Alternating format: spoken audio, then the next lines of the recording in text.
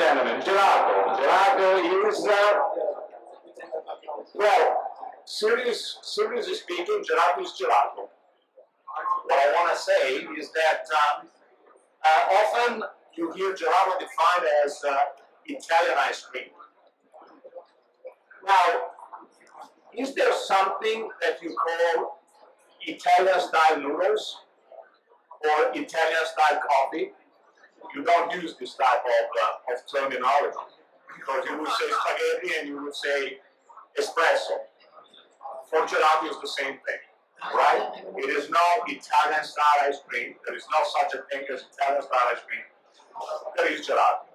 So what I want to say is something that belongs a lot to the idea of made in Italy. Now, Italy is a country with a whole lot of problems, but when it comes to love you put in doing things and food among them, it means taking this to the highest level of quality. So gelato means a whole lot of tradition, of culture, of passion, of know-how. Now here, my name is Luciano Ferrari, nothing to do with the cars. I'm one of the instructors of the Carpigiani Gelato University, which is the most famous gelato school in the world. So I'm very proud to be here in Sydney to have the chance to spread a little bit the culture of gelato around. Now, since we have time limited, what we'll do, I'm gonna give you some technical details of what quality means with gelato, and in the meantime, we are going to make a batch of gelato, a pan of gelato. Now you see on this table there is a white, we call it gelato mix, and the amount of this mix is approximately 4 kgs. And this will generate 1 pan of gelato. Now, the mix, as you see it now, is called a gelato base.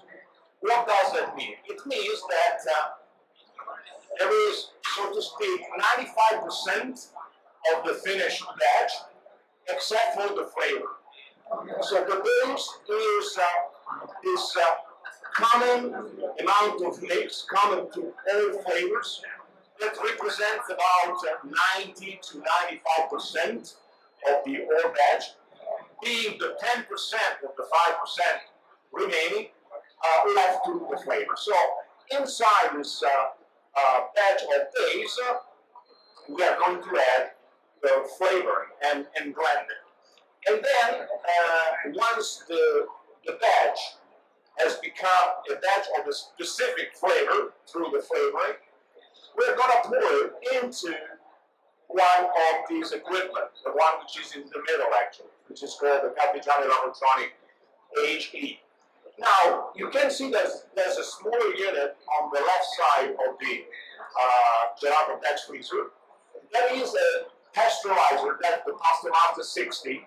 It's a 60-liter pasteurizer. That's where you make the gelato base. So these 4 kgs of base come out of the 60 liters that were made yesterday in the evening. And I underline the fact that the base was made yesterday in the evening because it is very, very important to use a base that has been aged, a base that is mature. Why is that? Because in a mature base, all the ingredients are finely bound together. And the bound of the ingredients, now there's no time to get into the specific, but it's a rather complex bound. It's extremely important in order to have one of the most important quality characters of gelato, which is the creaminess. So creaminess is one of the things that you want to have into gelato. So aging, facilitating this bound, is actually enhancing the creaminess to the highest level. Now here I would like to underline one of this thing about about the correct how to do. You see, aging is time you take before making gelato. So it's a time factor that enhances the quality. You've probably heard of concepts like slow food. You've heard of how important it is to age the wine, meat, to cure the meat and to let it age. Spirits, cheese, and so forth. So it's very interesting to see that also in gelato this time factor achieves a big importance, right? Try and make a pizza, making the dough, loaded it with yeast, and bake it right away. It's the lowest quality pizza. Make it with 1/10 of the yeast and let it grow for 24 hours. That is the top-notch quality. And in fact, there's a lot of similarity between pizza and gelato. Pizza, you make a common dough, and then you take a fraction of this dough, you flatten it, and you put the topping on top. And with the common dough and a different topping, you make different flavors.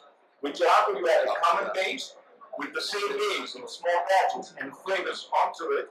You get the different flavors. So there's really a lot of that similarity in doing that, including aging.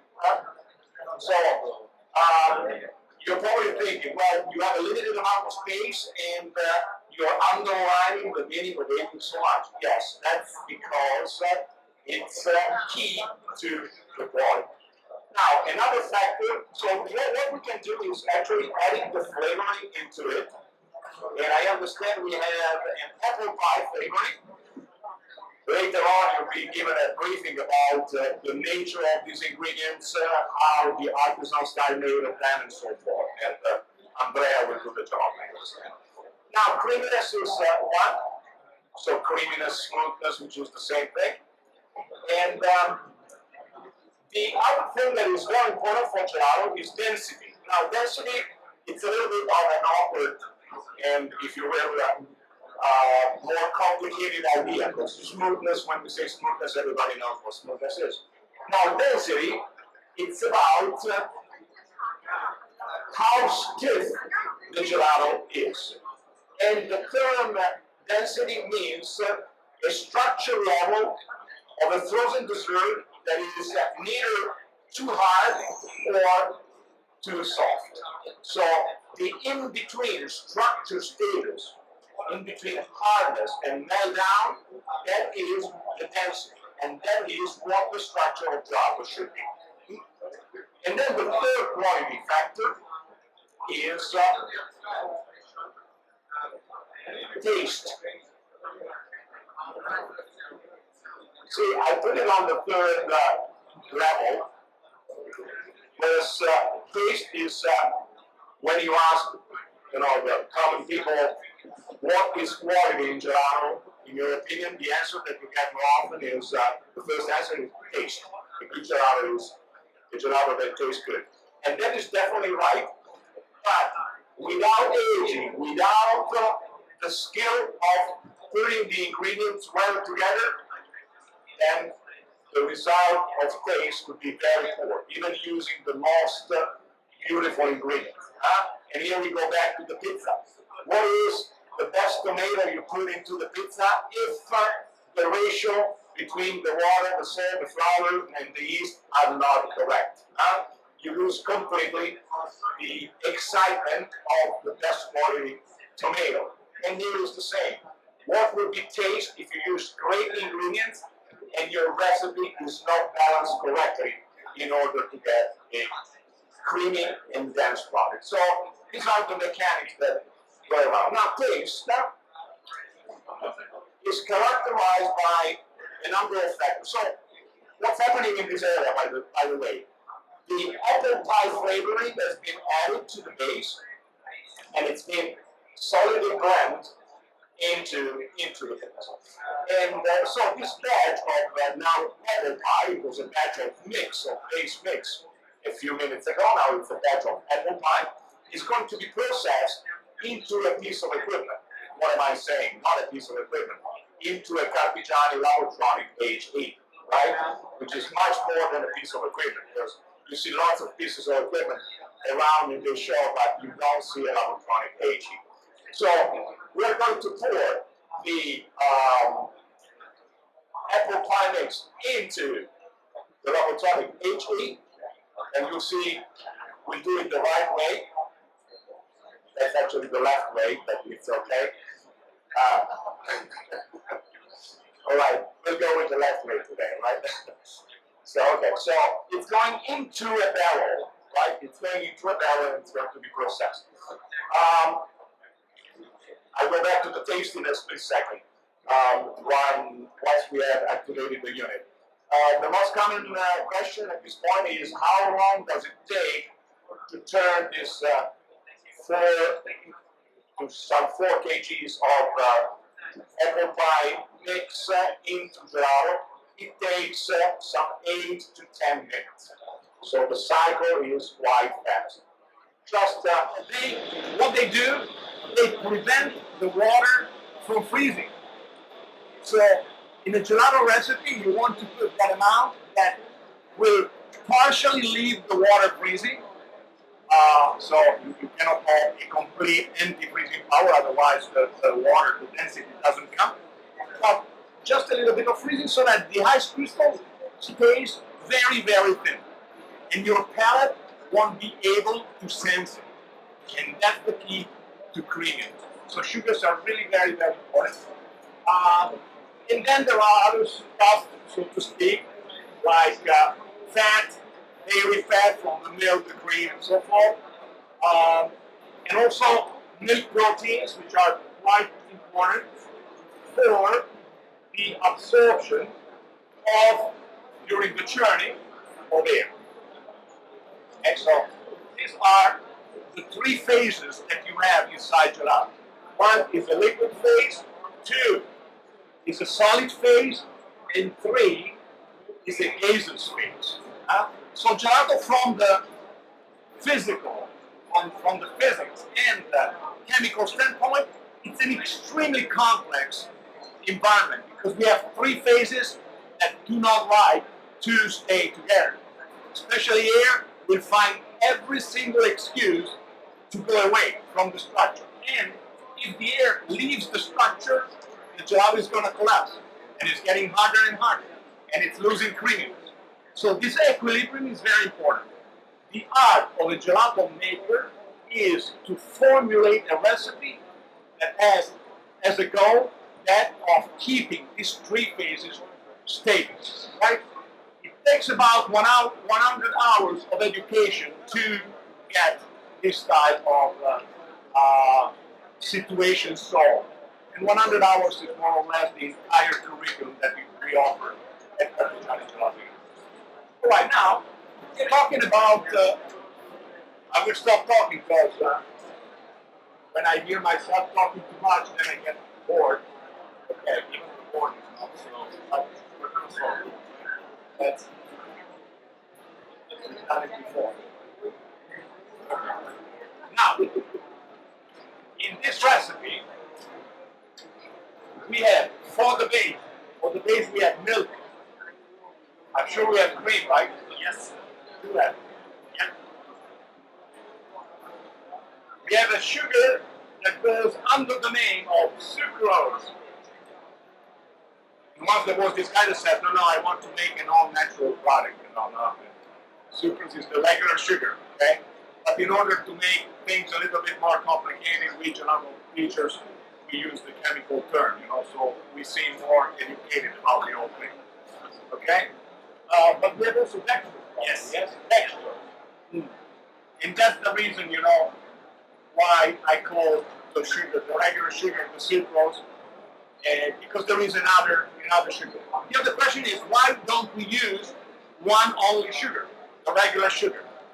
Because, ladies and gentlemen, if we use only sugar into our gelato, just after a few hours, we taste our gelato and the creaminess is gone. And we have a sandy texture in our product. What does this sandy texture come from? It's the sucrose, the regular sugar, that has partly recrystallized. Okay, and it is that. By adding some dextrose into the recipe, this issue is out of the picture. The sucrose doesn't recrystallize anymore. So, we're ready for the ejection. And now you'll see how simple it is to eject. So, Andrea, it's your turn. You need to shout out. Oh my God, look at that. See how clean it is? And then, of course, the skill of the gelato master to displace it nicely into the pan. Because at the end, you're going to a showcase. So, look is one of the keys. It's actually swirling your paint with an apple pie syrup. Nice. This guy knows what is going on. And now, Lord, look at that.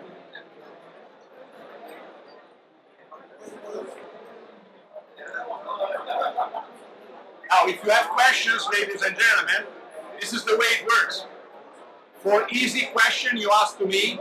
For difficult question, you got Andrea and Gelato here in the back. Okay, so easy this side, difficult this side.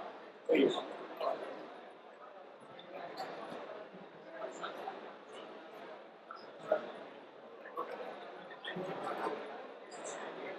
Now, is the gelato going right away into the showcase after the ejection? For those who are not familiar with gelato, the answer is no. The product will go into a shock freezer. Why is that? Because inside the batch freezer, you don't get to freeze all the water. It's a technicality of the freezing cycle. Now, if you put the pan with this unfrozen water right into the cabinet, the time it will take to this unfrozen water to freeze will be very, very long. And due to the length of this time, the structure is going to collapse. And when the structure collapses, it's because the air is going away. This frozen water forms very thick and rough crystals. The structure becomes harder, so you've got a whole lot of problems.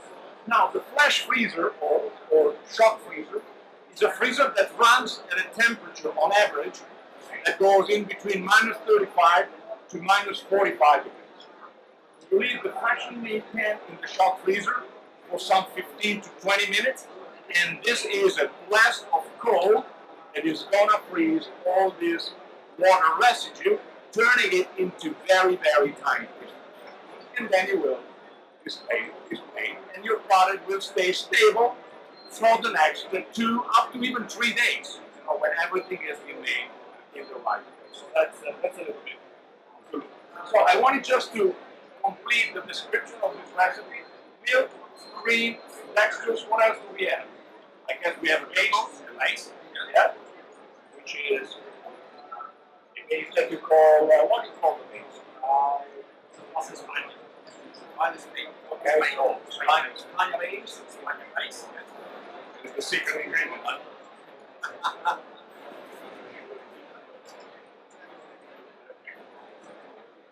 Here we have the Rubicon España base.